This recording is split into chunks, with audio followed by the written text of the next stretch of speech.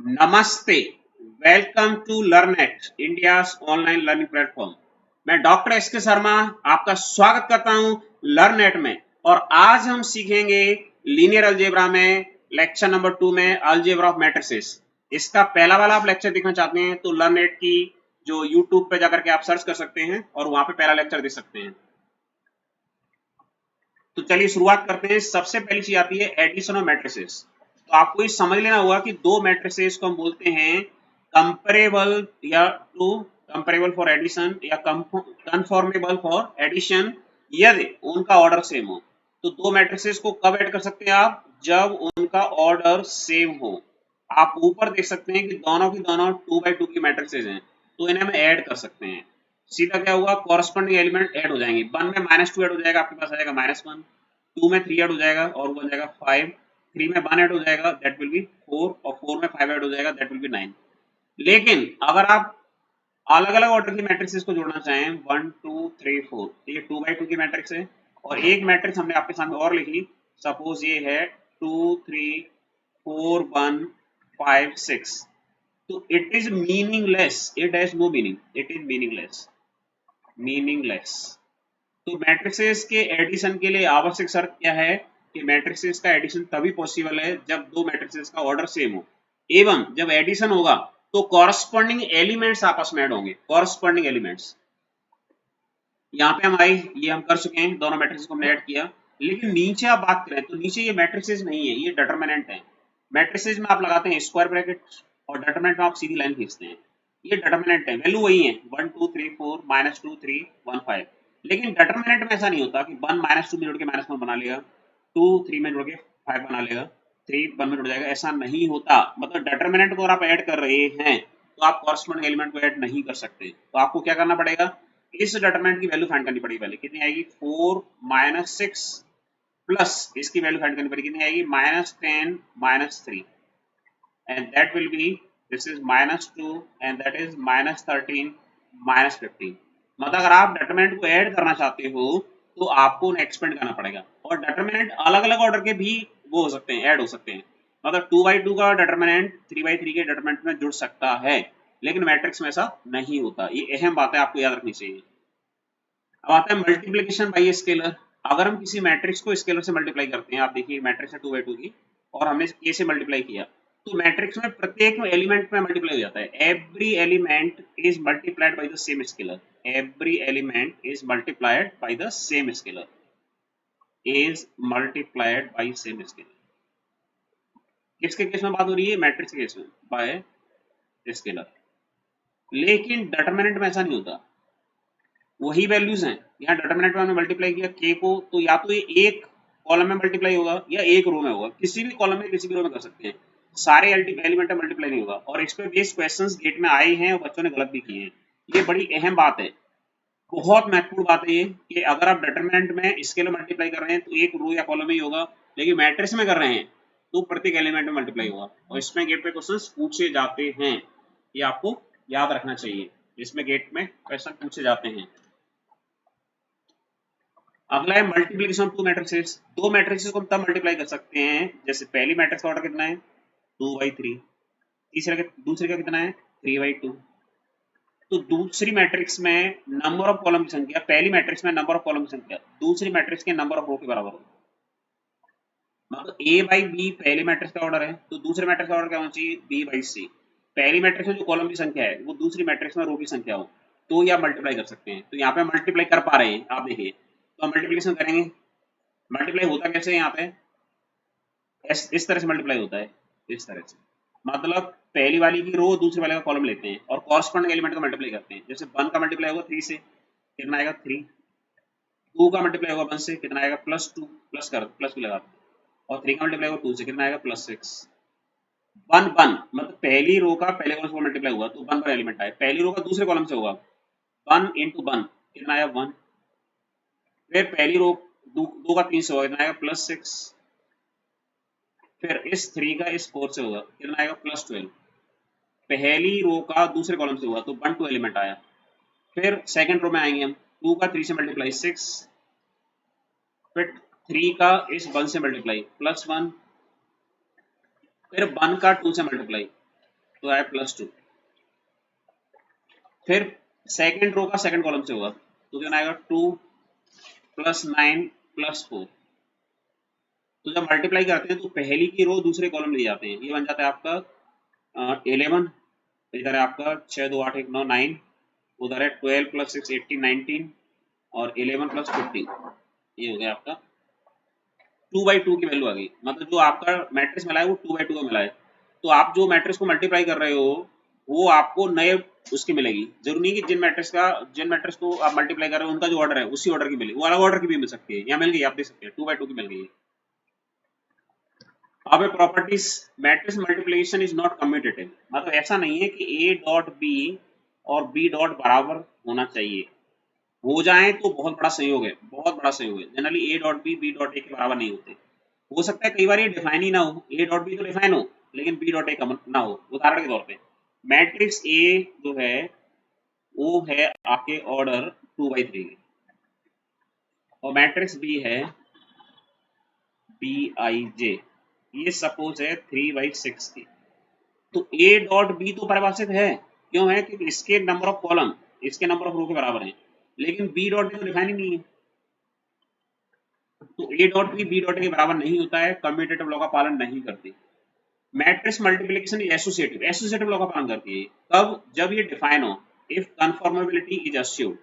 ए dot B dot C बराबर है A dot B dot C. कब? जब इनके मल्टीप्लिकेशन डिफाइन हो। ऐसा ना हो ए डॉट बी तो डिफाइन हो लेकिन बी डॉट सी डिफाइन ना हो। जब ये कन्फॉर्मेबल हो इसके मल्टीप्लिकेशन डिफाइन हो। अगर डिफाइन है तो ये एसोसिएटिव लॉ का पालन करती है। तीसरा है मल्टीप्लिकेशन डिस्ट्रीब्यूटिव ओवर एडिशन। अगर मैट्रिक्स सेम ऑर्डर की हैं, ये बी प्लस सी तो ऐड हो जाएंगी, ठीक है, और सेम ऑर्डर की ऐड होती हैं तो मल्टीप्लिकेशन एडिशन के ऊपर डिस्ट्रीब्यूटिव, मतलब ए का बी से मल्टीप्लाई हो जाएगा फिर ए का सी से मल्टीप्लाई हो जाएगा। If a dot b is equal to 0 then a and b may not be 0। यदि a dot b का प्रोडक्ट 0 है या नल मैट्रिक्स है तो जरूरी नहीं कि a और b दोनों 0 हो सकता है एक भी 0 ना हो सकता है एक 0 हो जाए। तो ऐसा कोई मतलब जनरल रूल नहीं है कि आप ये मान लें कि अगर दोनों का प्रोडक्ट 0 है तो दोनों का 0 होना आवश्यक है। अब है ट्रेस, अगली चीज है ट्रेस। ट्रेस का मतलब होता है मैट्रिक्स में, ट्रेस का मतलब है sum of diagonal elements, sum of diagonal elements. इससे हम ऐसा भी बोलते हैं, कैसा बोलते हैं? Sum of eigen values. Eigen values के बारे में आप आगे डिटेल में पढ़ेंगे, सम ऑफ आइगन वैल्यूज, ठीक है। तो अगर हम यहाँ ट्रेस की बात करें तो आपका दो डायगोनल एलिमेंट्स क्या हैं? 2 1 -2, तो इसका ट्रेस कितना आ जाएगा? 2 + -1 + 2 एंड दिस इज 3। तो जो डायगोनल एलिमेंट का सम होता है वही होता है ट्रेस ऑफ मैट्रिक्स, और ये आइगन वैल्यूज के सम के बराबर भी होता है। ट्रेस की प्रॉपर्टी देख लेते हैं। अगर मैट्रिक्स में हम किसी स्केलर लैम्डा का मल्टीप्लाई कर दें तो लैम्डा बाहर आ जाता है और ट्रेस हमारा वहां से डिटरमाइन हो जाता है। इसको उदाहरण से आप चाहें तो समझ सकते हैं कि ए बराबर है आपके सामने 1 2 3 4, इसका ट्रेस कितना है? ट्रेस ए बराबर 1 + 4 यानी 5, राइट। अगर हमने किसी का मल्टीप्लाई कर दिया, किसका कर दिया? मैंने 2 का कर दिया 2a, तो कितना बन जाएगा? ये प्रत्येक एलिमेंट में मल्टीप्लाई हो जाएगा 2 4 6 और 8। 2a का ट्रेस निकालेंगे, ट्रेस 2a, तो इसे ऐसा भी लिख सकते हैं 2 ट्रेस a, 2 ट्रेस a। तो यहाँ कितना आएगा? यहाँ निकाले हम, यहाँ आएगा 6 + 8, वो सॉरी 2 + 8, 2 + 8। यहाँ से निकालें तो 2 × 5 10 = 10, वैलिडेट हो गया। ट्रेस a डॉट b बराबर है trace b dot a। If a dot b and b dot a both are defined, अगर दोनों डिफाइन है तो a डॉट b का जो ट्रेस होता है वही b डॉट a का होता है। अगर डिफाइन है तो, डिफाइन नहीं है तो आप कुछ कर ही नहीं सकते उस स्थिति में। a प्लस b का जो ट्रेस है वो अलग अलग मैट्रिसेस के ट्रेस के सम के बराबर होगा, मतलब trace a plus trace b के बराबर होगा। अब आता है ट्रांसपोज ऑफ ए मैट्रिक्स। तो ट्रांसपोज का मतलब ये होता है कि आप इस मैट्रिक्स के रोज को कॉलम में और कॉलम को रो में लिखते हैं। इसकी पहली रो क्या है? 1 3 4, तो उसे हम पहले कॉलम के रूप में लिखते हैं ट्रांसपोज में 1 3 4। मैट्रिक्स ए की दूसरी रो क्या है?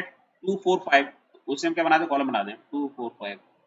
तीसरी रो क्या है 3 1 2, उसे कॉलम बना दें। मतलब आप मैट्रिक्सेस के जो रो हैं उनको कॉलम के रूप में लिख दें, या उल्टा बोल दें कॉलम को रो के रूप में लिख दें, तो जो मैट्रिक्स मिलती है वो कहलाती है ट्रांसपोज ऑफ गिवन मैट्रिक्स। तो इसे हम ए की पावर टी से लिखते हैं, ट्रांसपोज ऑफ ए मैट्रिक्स को। अब आती है प्रॉपर्टीज। अगर हम ए ट्रांसपोज का ट्रांसपोज ले लें तो वही मैट्रिक्स मिल जाएगी वापस जिससे शुरुआत की थी हमने। अब ए प्लस बी का ट्रांसपोज बराबर है A transpose plus B transpose. लेकिन ये तीसरा पॉइंट बड़ा अहम है, ए डॉट बी अगर डिफाइन है तो ए डॉट बी का ट्रांसपोज होता है, वो होता है बी ट्रांसपोज इंटू ए का ट्रांसपोज। अब है सिमेट्रिक मैट्रिक्स। तो सिमेट्रिक मैट्रिक्स कौन होती है? ऐसी मैट्रिक्स जिसका ट्रांसपोज उसके बराबर होता है, उसे बोलते हैं सिमेट्रिक मैट्रिक्स, राइट। जैसे ए मैट्रिक्स लिखी हुई है, अगर हम इसका ट्रांसपोज लिखें तो ट्रांसपोज हमें कैसा दिखेगा? इसकी पहली रो क्या है? ए एच जी, उसे हमने कॉलम में बदल दिया ए एच जी।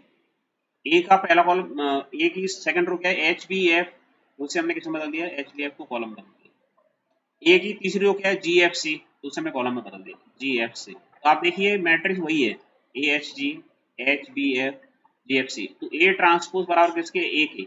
ऐसी मैट्रिक्स हम बोलते हैं सिमेट्रिक मैट्रिक्स। और यहाँ पे सिमेट्री की बात करें तो सिमेट्री का तो होता है प्रिंसिपल डायगोनल की और सिमेट्री। ये एलिमेंट इसके बराबर होगा, ये एलिमेंट इसके बराबर होगा, और ये एलिमेंट इसके बराबर होगा। इस पे बेस्ड क्वेश्चन भी आए हैं गेट में, ऐसे क्वेश्चन आपको दिखाने वाले हम आगे। ये क्वेश्चन दिया हुआ है यहाँ पे, ये गेट का ही क्वेश्चन है। यदि ए एक सिमेट्रिक मैट्रिक्स है, क्वेश्चन इस तरह से था, तो एक्स की वैल्यू बताइए। आप देखिए जरा, सिमेट्रिक किसके अबाउट होती है? प्रिंसिपल डायगोनल के अबाउट होती है। तो ये एलिमेंट इसके बराबर होना चाहिए, सिमेट्री है तो -1 के बराबर है, और 7 7 के बराबर है। तो एक्स की वैल्यू क्या है? एक्स की वैल्यू है 4। किसके about symmetry? Symmetry about principal diagonal. ये क्वेश्चन गेट में पूछा गया है, सिमेट्री अबाउट डायगोनल। डायगोनल जब भी बोलेंगे तो हम बात होगी प्रिंसिपल डायगोनल। ये क्वेश्चन गेट में पूछा गया है। Skew symmetric matrix, skew symmetric matrix उसे बोलते हैं जिसका ट्रांसपोज उसके नेगेटिव के बराबर होता हो। और स्क्यू सिमेट्रिक मैट्रिक्स की विशेषता है कि उसके जो प्रिंसिपल डायगोनल के एलिमेंट होते हैं वो सदैव 0 होते हैं, सदैव। प्रिंसिपल डायगोनल के एलिमेंट्स जो होते हैं वो कैसे होते हैं? सदैव 0 होते हैं। किसमें? स्क्यू सिमेट्रिक मैट्रिक्स में। और स्क्यू सिमेट्रिक मैट्रिक्स का जो ऑर्डर है वो 2 से कम नहीं होता। तो आप देखिए 4 -4, -1 तो +1, 7 तो -7।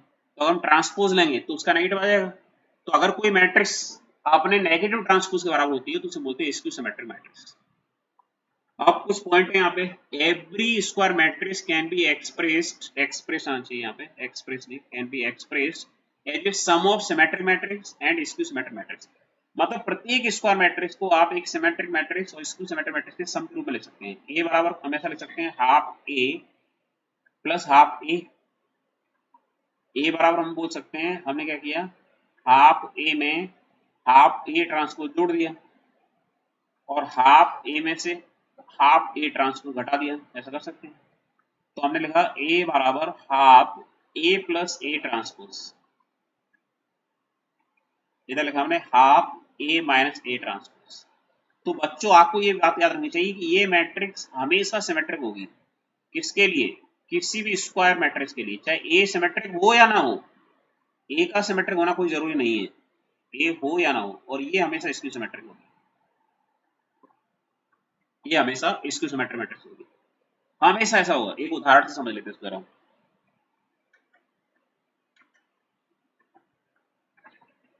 एक उदाहरण हमने लिया, ए बराबर है, एक मिनट इसको डिलीट मार दें। हाँ, ए बराबर है 2 1 3 4। आप कोई दूसरी भी ले सकते हैं, कोई दिक्कत वाली बात नहीं है। ए ट्रांसपोज कितना हो जाएगा? ए ट्रांसपोज हो जाएगा 2 1 3 4। रो कॉलम में बदल गए। अब देखिए A plus A transpose, A plus A transpose कितना आएगा? 2 में 2 जुड़ा 4, 1 में 3 जुड़ा 4, 3 में 1 जुड़ा 4 4। ये तो हालांकि दिख ही रही है हमें कि सिमेट्रिक होगी, दिख ही रही है। तो इसका आधा कर दोगे आप तो सिमेट्रिक आएगा ही, half A plus A transpose. आप अन्य वैल्यू भी ले सकते हैं, कितना आता? 2 2 2 2। तो ये तो सिमेट्रिक दिख ही रही है हमें। आप ए माइनस ए ट्रांसपोज लेते तो आपको क्या मिलता? 0, 1 में से जाएगा तो -2, 2 में से बन जाएगा तो 2 और 4 में से हो जाएगा 0। ये दिख रहा है आपको क्लियर? इसकी सिमेट्रिक है। तो A प्लस ए ट्रांसपोज हमेशा सिमेट्रिक होता है, A माइनस ए ट्रांसपोज हमेशा स्क्यू सिमेट्रिक होता है। For a square matrix, matrix A dot A transpose is always symmetric matrix. अगर आपकी कोई स्क्वायर मैट्रिक्स है, चाहे वो सिमेट्रिक हो या ना हो, A इंटू ए ट्रांसपोज हमेशा सिमेट्रिक होता है, हमेशा। A बराबर है 1 3 2 5। A ट्रांसपोज बराबर है पहली रो पहले कॉलम में 1 3 2 5। तो अगर आप A इंटू ए ट्रांसपोज ज्ञात करेंगे, A इंटू ए ट्रांसपोज, तो कितना आएगा? 1 3 2 5। इधर क्या आएगा? इधर आएगा 1 2 3 5। अब मल्टीप्लाई कैसे होता है? पहली रो का पहले कॉलम में मल्टीप्लाई होता है, आपको सिखा चुके हैं। तो 1 का 1 में हुआ 1, 3 का 3 में हुआ 9, फिर 1 का 2 में हुआ 2, और 3 का 5 में हुआ 15, फिर 2 का 1 में हुआ 2, 5 का 3 में हुआ 15, फिर 2 का 2 में हुआ 4, और 5 का 5 में हुआ 25। क्या आ रहा है? ये आ रहा है 10 17 17 29। क्या ये सिमेट्रिक मैट्रिक्स है? बिल्कुल है। प्रिंसिपल डायगोनल के अबाउट सिमेट्रिक होना चाहिए। तो किसी भी स्क्वायर मैट्रिक्स के लिए, चाहे वो सिमेट्रिक हो या ना हो, A इंटू ए ट्रांसपोज हमेशा सिमेट्रिक होता है। If A and B are symmetric matrix, then A plus B and A minus B are also symmetric. यदि A plus B, A और B symmetric matrix होते हैं, तो A plus B और A minus B symmetric भी होते हैं। पिछली स्लाइड में symmetric की स्पेलिंग गलत लिखी हुई थी, ये P आएगा। A plus B और A minus B हमेशा symmetric होते हैं। कब A और B अगर दोनों symmetric हैं तो, मतलब symmetric matrix का एडिशन और सब्ट्रैक्शन दोनों ही symmetric ही आते हैं। ऑर्थोगोनल मैट्रिक्स, ऐसी मैट्रिक्स जो अपने इनवर्स के बराबर होती हो, उसे बोलते हैं ऑर्थोगोनल मैट्रिक्स। तो हम इसको ऐसा लिख सकते हैं, A transpose equal to A inverse. A का मल्टीप्लाई कर दिया हमने दोनों साइड, तो आ गया A into A inverse. A into A inverse क्या होता है? I. A into A transpose equal to I. ऐसा भी कह सकते हैं, यदि किसी मैट्रिक्स का अपने ट्रांसपोज में मल्टीप्लाई करने पर आई आता हो, तो उसे हम ऑर्थोगोनल मैट्रिक्स बोलते हैं। अब आती है विशेषताएं। ये तब मुमकिन है जब इसका डिटरमिनेंट 1 हो, या -1 हो, या +1 हो। कोई मैट्रिक्स जो ऑर्थोगोनल है, उसका डिटरमिनेंट हमेशा कैसा आना चाहिए? +-1 आना चाहिए, ऑर्थोगोनल मैट्रिक्स का।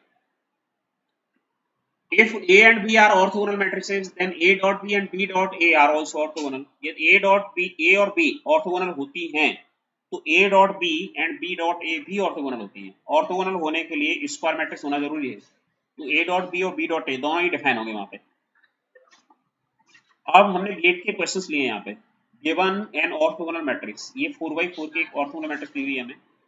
आप देख सकते हैं, पहली रो में 1 1 1, सेकंड रो है 1 1 -1 -1, थर्ड रो है 1 -1 0 0, और लास्ट रो है 0 0 1 1। तो A इंटू ए ट्रांसपोज का इनवर्स क्या होगा? ये क्वेश्चन आया है 2 नंबर का, गेट 2005 में इसी ब्रांच में पूछा गया है, आप देख पा रहे हैं।